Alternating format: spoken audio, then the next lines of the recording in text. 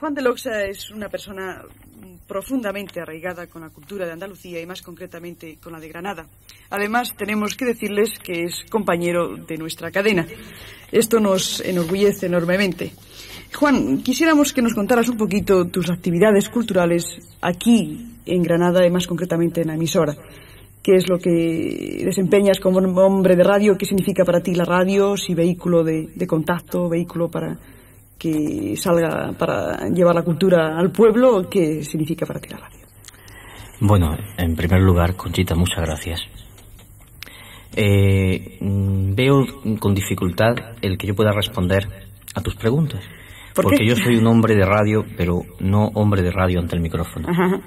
Entonces, ahora mismo, pues, yo soy como un principiante delante del micro que se pone nervioso y que seguramente no contestará con toda la coherencia necesaria. Bien, lo cierto es que efectivamente, desde el año 1967, estoy de lleno metido en una tarea creadora dentro de la radio, en Popular de Granada. Uh-huh. En algún tiempo incluso tuvimos la satisfacción de que algunos programas nuestros se pasasen por algunas emisoras andaluzas, COPE. Juan de Loxa no solamente es conocido a través de la cadena de ondas populares españolas, sino que también ha salido en televisión y no sé, quizás en alguna otra cadena. ¿Es así, Juan? No sé, en otra cadena quizá, sí, ejemplo, cuando se ha producido la noticia, uh-huh, en la cual en cierto modo haya podido ser yo protagonista, pues efectivamente. Y pienso que como alguna vez he colaborado en alguna grabación discográfica en la cual incluso ha tenido que sonar mi voz, pues también en otras emisoras que salen dentro de las conocidas nuestras, ¿no? Por ejemplo, yo sé que en Hispanoamérica se ha escuchado mucho por ciertos controles de amigos, se ha escuchado mucho una grabación de Agua Viva, uh-huh, en la cual yo tenía que decir un poquito, me llamo Juan de Loxa, y cosas así. Hay que decir que Juan de Loxa tiene muchas facetas, la faceta de la cultura multiplicada. Se dedica a la poesía, al teatro, a la literatura, al periodismo, en fin, una amalgama muy variada. Juan, nos gustaría que nos dijeras ¿qué ha significado para ti la poesía? Bueno, se han dado muchísimas definiciones de poesía.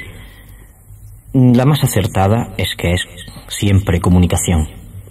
Cuando yo he escrito un poema, ha ocurrido algo muy importante para mí, y ha sido que al querer acercarme al pueblo al que va dirigido los materiales culturales que yo he podido producir, pues me ha ido concienciando cada vez más y se ha dado esa simbiosis de comunicación que no ha sido solo el pretender que mi poema llegue, sino que a medida que la actividad creadora iba avanzando en el poema, pues se iba acercando cada vez más a mí, amándome, hiriéndome el propio destinatario del texto.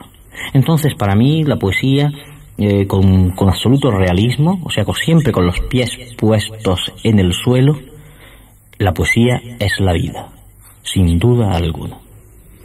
¿Qué tipo? Por eso cuando en 1967 inicié mis trabajos en radio, uno de los programas que se crearon con mi trabajo, con mi colaboración, pues fue Poesía 70, uh-huh, que fue revista oral radiofónica antes que revista impresa. Juan de Loxa, quisiéramos saber también qué tipo de conexión existe entre tú y todos los de la posgeneración del 27, personas, poetas como Elena Martín Vivaldi, a quien conozco muy de cerca y la aprecio muchísimo. ¿Qué tipo de conexión existe? Bueno, mencionas 27. 27 es el gran antecedente nuestro de un montón de creadores, casi todos ellos andaluces, algunos que han sido mutilados, incluso les ha costado la vida, como el caso de Federico García Lorca, y sin embargo son unos creadores totalmente al día, absolutamente en vanguardia. Poeta en Nueva York de Lorca es un caso.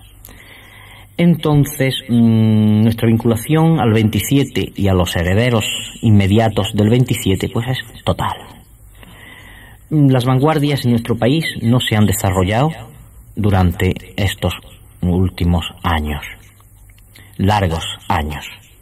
Entonces, el punto de referencia nuestro, a un nivel creador, aún siendo universal nuestra pretensión de no quedarnos en una poesía o en una obra creativa localista, ha sido el 27, han sido grupos de gente marginada en Córdoba o en cualquier otra ciudad del país andaluz, por ejemplo los del grupo Cántico, después resucitados por los novísimos catalanes, en cierto modo.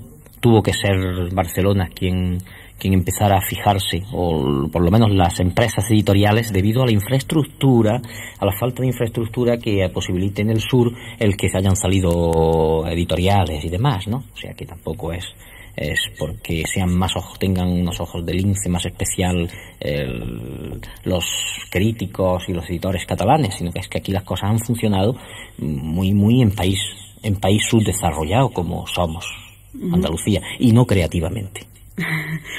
Juan de Loxa es muy hiriente cuando pronuncia algunas palabras. El Congreso de la Cultura acaecido en Córdoba ha tenido eco en toda España.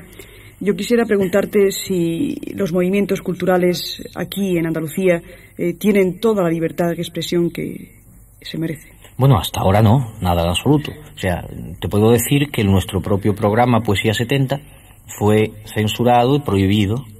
Inmediatamente fue también prohibido y censurado Manifiesto Canción del Sur, de donde han salido voces de grandes cantantes muy serios, muy comprometidos, y gente que no produce una obra así al tuntún, sino como producto de una investigación y absolutamente serio, ¿no?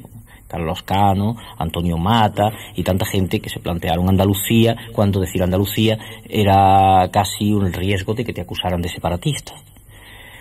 Entonces, las cosas han ido muy mal.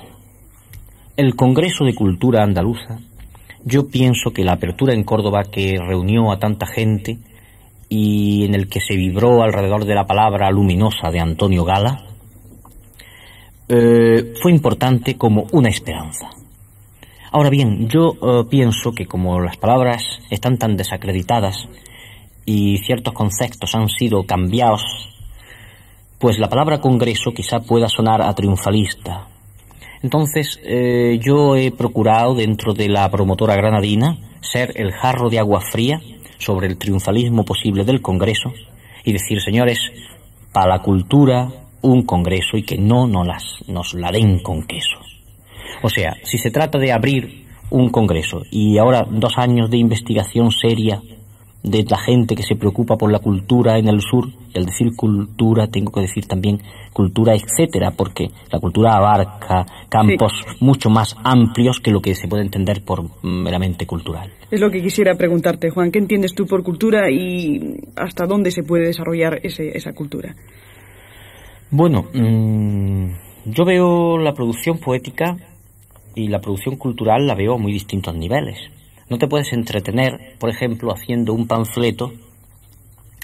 Digo entretenerte si olvidas que un panfleto tiene que estar bien escrito y que hay que ir rompiendo barreras y cada vez evolucionando más y más y más en cuanto a aportación auténtica para, ¿cómo te diría? Es una manera de... Es que he dicho muchas veces la palabra creación, pero es que yo considero que hay que desmadrarse en la creación para aportar de verdad. Entonces hay que desmadrarse cuidando el lenguaje y llegando a ser incluso ese panfleto útil, necesario, pero muy bien escrito.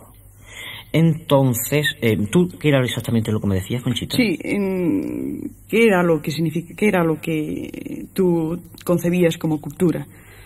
Bueno, pues cultura, es que, hija mía, perdóname, es que esto es muy difícil. Creo que en el Congreso de Cultura, que se llama así, Congreso de Cultura Andaluza, pues habrá que trabajar muy seriamente para aclarar el significado del término cultura.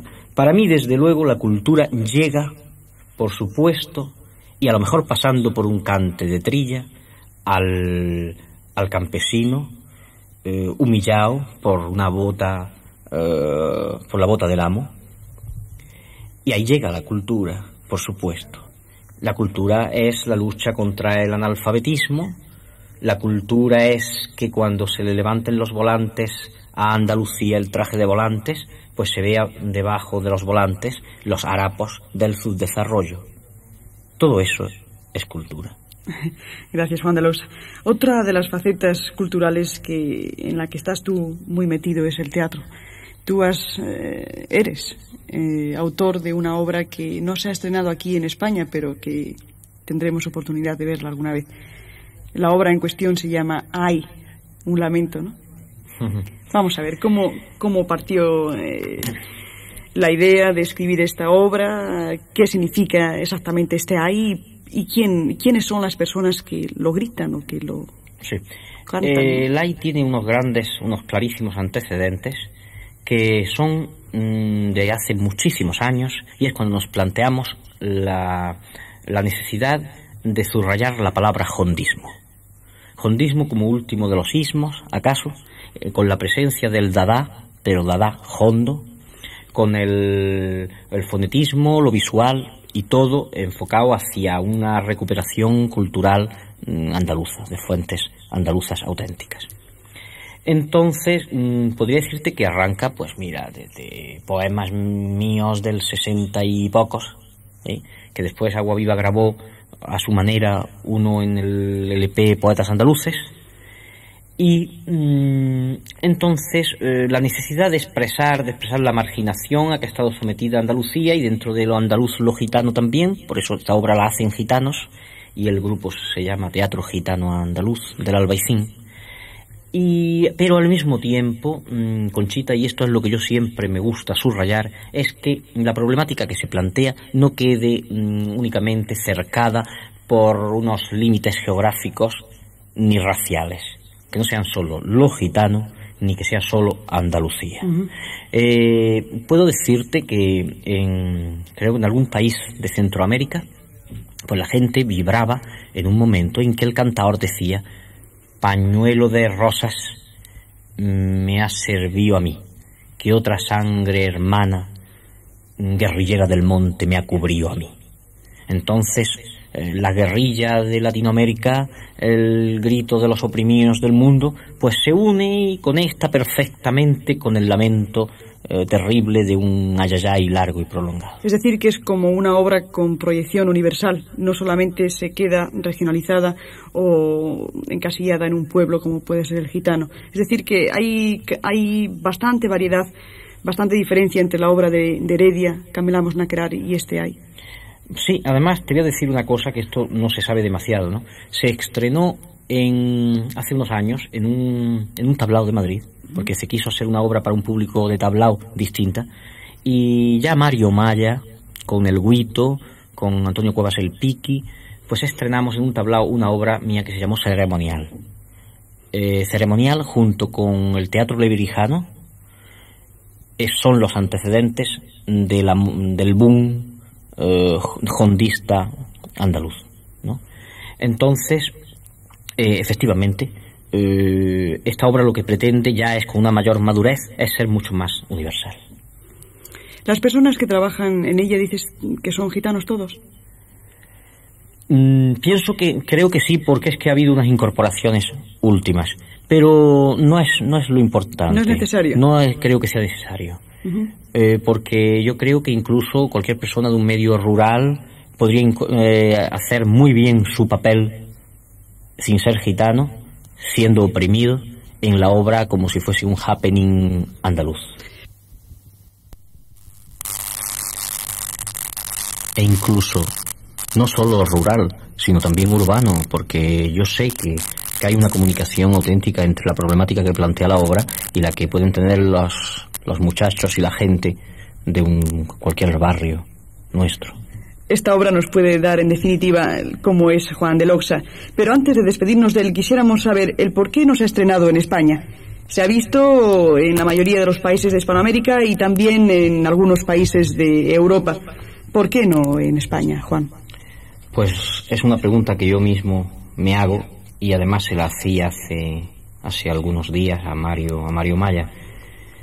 Pero por lo visto es que cuando se presentó en México, pues surgieron, y eso es bueno para ellos, ¿no? Surgieron contratos a los cuales hubo que responder.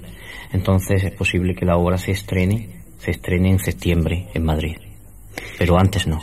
Eso nos agradaría enormemente y, por supuesto, también giraría por otras provincias de España, ¿no? Pienso que sí. Enhorabuena, Juan de Lousa. Ya dijimos al principio, esto nos enorgullece enormemente, puesto que Juan de Lousa pertenece a la cadena de Ondas Populares Españolas. Gracias, Conchita.